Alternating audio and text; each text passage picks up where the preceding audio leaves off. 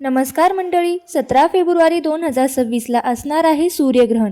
हे सूर्यग्रहण आपल्या भारतात दिसणार आहे की नाही, आपण सूर्यग्रहणाचे वेदाधी नियम पाळायचे की नाही पाळायचे, आणि सूर्यग्रहण किती वाजता होणार आहे आणि किती वाजता संपणार आहे, त्याचबरोबर सूर्यग्रहण हे नक्की कोणत्या प्रकारचं असणार आहे याची संपूर्ण माहिती आपल्याला आजच्या व्हिडिओमध्ये जाणून घ्यायची आहे। त्यामुळे व्हिडिओ स्किप न करता शेवटपर्यंत ऐका। फेब्रुवारी महिन्यात 2026ला सूर्यग्रहण लागणार आहे। सूर्यग्रहण हे अमावस्येला होते। अमावस्येचा क्षण म्हणजे सूर्य किमान 2 अमावस्येच्या दिवशी हे सूर्यग्रहण लागत असते। तर वर्षात 2 सूर्यग्रहण होतात। एखाद्या वर्षी सूर्यग्रहणाची संख्या कमाल 4 किंवा 5 असू शकते। सूर्यग्रहणात खंडग्रास सूर्यग्रहण किंवा खग्रास सूर्यग्रहण, कंकणाकृती सूर्यग्रहण असे 4 प्रकारचे सूर्यग्रहण असतात। फेब्रुवारी महिन्यात लागणारे सूर्यग्रहण हे कंकणाकृती प्रकारात असते। 17 फेब्रुवारीला हे सूर्यग्रहण असणार आहे। हे ग्रहण 3:26 सुरू होईल आणि संध्याकाळी 7:57 असेल।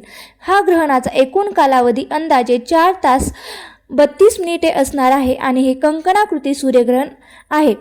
सूर्य पूर्णपणे झाकलेला नसून सूर्याचा अर्धा बाह्य भाग तेजस्वी बांगडीसारखा दिसतो आणि तो सूर्यग्रहण हा कुंभ राशीत सूर्य, राहू, बुध, शुक्र हे ग्रह विराजमान असतील। तसेच सिंह राशीतील केतू ग्रहाची दृष्टी सुद्धा या ग्रहावर असणार आहे। मी मगाशी म्हटलं तसं 17 फेब्रुवारीला हे सूर्यग्रहण 3:26 सुरू होईल आणि या ग्रहणाचा मध्य आहे 5:42 आणि सूर्यग्रहणाचा मोक्ष अर्थात ग्रहण सुटेल हे 7:27 हे सुटणार आहे। आता सगळ्यात महत्त्वाचा प्रश्न की सूर्यग्रहण भारतात दिसणार आहे का नाही, तर सूर्यग्रहण हे भारतात दिसणार नसल्यामुळे कुठलेही वेदाधी नियम आपल्याला पाळायचे नाहीत। बघा, सूर्यग्रहण नक्की कुठे दिसणार आहे, तर हे सूर्यग्रहण प्रामुख्याने दक्षिण आफ्रिका, मॉरिशस, अंटार्क्टिका, दक्षिण अर्जेंटिना, चिली या देशांच्या आसपासच्या भागात दिसणार आहे। ज्योतिषशास्त्रीय मान्यतेनुसार सूर्यग्रहण ज्या भागात प्रत्यक्ष दिसते तिथेच सर्वात जास्त प्रभाव असतो। हे सूर्यग्रहण भारतात दिसणार नाही याची नोंद घ्यावी। सूर्यग्रहणाविषयी आणखी जर काही सांगायचं झालं तर सूर्य, चंद्र, पृथ्वी हे एकच प्रतलात एकाच रेषेत असताना चंद्र पृथ्वीपासून दूर अंतरावर असेल तर त्या चंद्राचा आकार सूर्यापेक्षा कमी राहतो। अशा वेळी सूर्याच्या समोर येऊनही तो सूर्याला पूर्णपणे झाकू शकत नाही।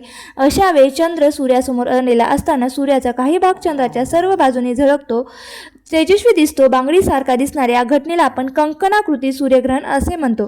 प्रत्येक ग्रहणात विरळ सावली पृथ्वीवर पडू शकते, पण चंद्राच्या बदलत्या अंतरामुळे गडद सावली पृथ्वीच्या पृष्ठभागापर्यंत पोहोचते असं नाही। असं घडल्यास खंडग्रास आणि कंकणाकृती सूर्यग्रहण होतं। भारतीय संस्कृती आणि परंपरा यामध्ये सूर्यग्रहणाला अनन्यसाधारण महत्त्व आहे। अशाच प्रकारच्या माहितीपूर्ण व्हिडिओ पाहण्यासाठी तुम्ही माझ्या यूट्यूब चॅनलला नक्की सबस्क्राईब करा। आणि हा व्हिडिओ जर आवडला असेल आणि तुम्हाला ही माहिती कशी वाटली नक्की मला कमेंट बॉक्समध्ये सांगा।